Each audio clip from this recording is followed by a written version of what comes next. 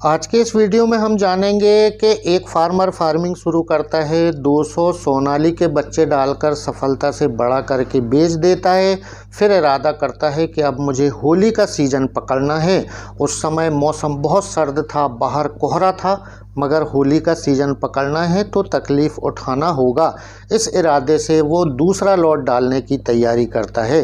तो आज के इस वीडियो में हम देखेंगे चिक्स लाने से लेकर 21 दिन तक क्या क्या किसान ने किया। चलिए शुरू करते हैं। नमस्कार दोस्तों, मैं हूं महसूस कुरैशी, मध्य प्रदेश के सिवनी ज़िले से। आप देख रहे हैं आपका अपना यूट्यूब चैनल देसी मुर्गी पालन।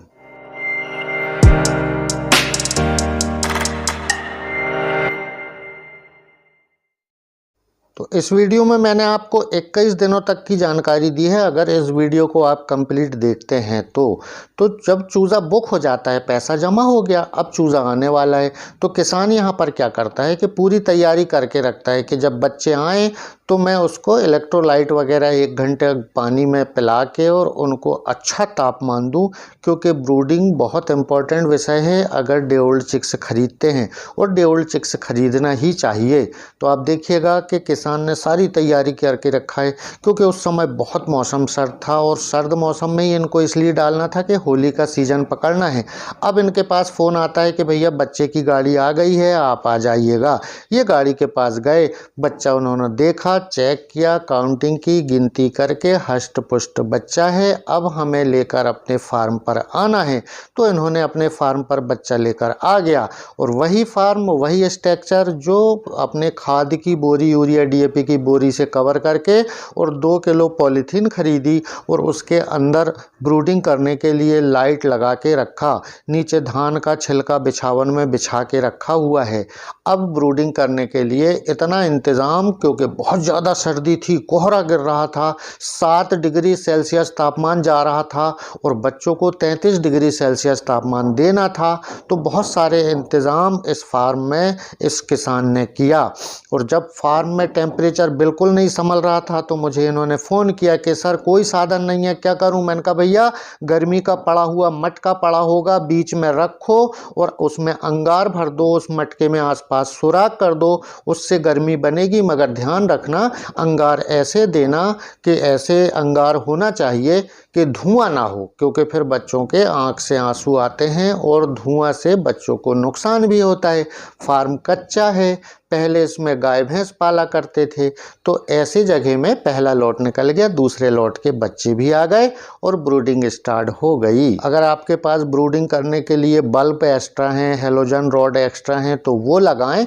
ये तो अर्जेंट में जब कोई साधन ही नहीं था तो हमने मटके का जुगाड़ करके ब्रूडिंग करने का उनको बोला।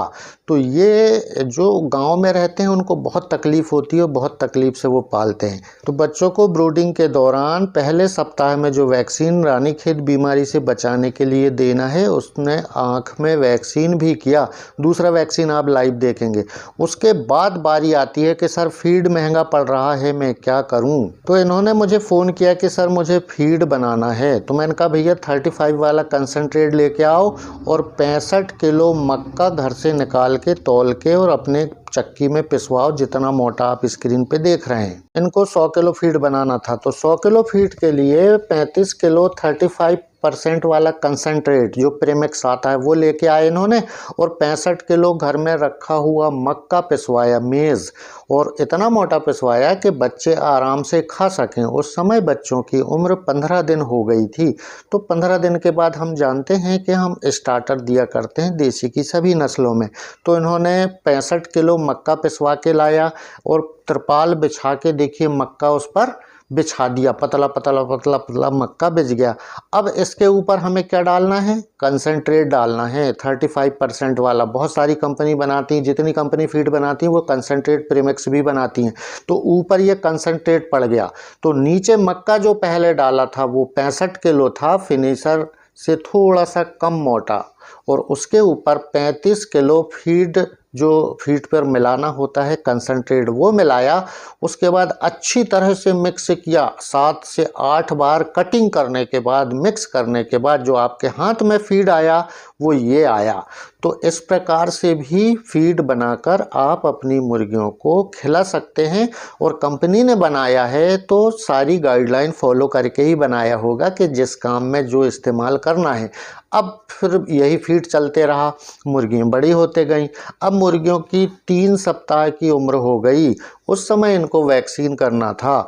तो ये ट्रेनिंग लिए हुए थे, तो इन्होंने कहा कि भैया अब मेरा दूसरा लॉट है, 300 बच्चे तो हैं, 21 दिन के आसपास की उम्र हो गई है, तीसरा सप्ताह चल रहा है, अब मुझे वैक्सीन करना है। तो तरीका सही क्या है वैक्सीन करने का? तो आँख में वैक्सीन करता हूँ, तो ना ही प्यासा रखने की ज़रूरत पड़ी, ना दाना पानी हटाने की ज़रूरत पड़ी, ना इनको पानी में देना है, सर्द मौसम है। वैक्सीन बना के तैयार रखा और आँख में या नाक में एक एक बूंद तीसरे सप्ताह में रानीखेत बीमारी का बूस्टर डोज इन्होंने किया। और आँख में वैक्सीन कैसा करते हैं अगर आपको नहीं पता तो ऊपर आई बटन पे है, ये वीडियो देख लीजिएगा। तो दोस्तों इस वीडियो में हमने जाना कि चिक्स लाने की पहले की तैयारी से लेकर 21 दिन तक तीसरे सप्ताह वाला वैक्सीन देते तक किसान ने कितने कष्ट उठाया, कितनी मेहनत की और अपने बच्चों को वैक्सीन करता हुआ आपने देखा। अगर आप इस चैनल पर नए हैं तो सब्सक्राइब करके बेल आइकन दबाकर ऑल में कर लीजिएगा कि इसी तरीके के वीडियो की नोटिफिकेशन आपको मिलती रहे। अगली मुलाकात फिर किसी नए टॉपिक के साथ बहुत जल्द होगी। तब तक के लिए नमस्कार, आदाब, जय हिंद।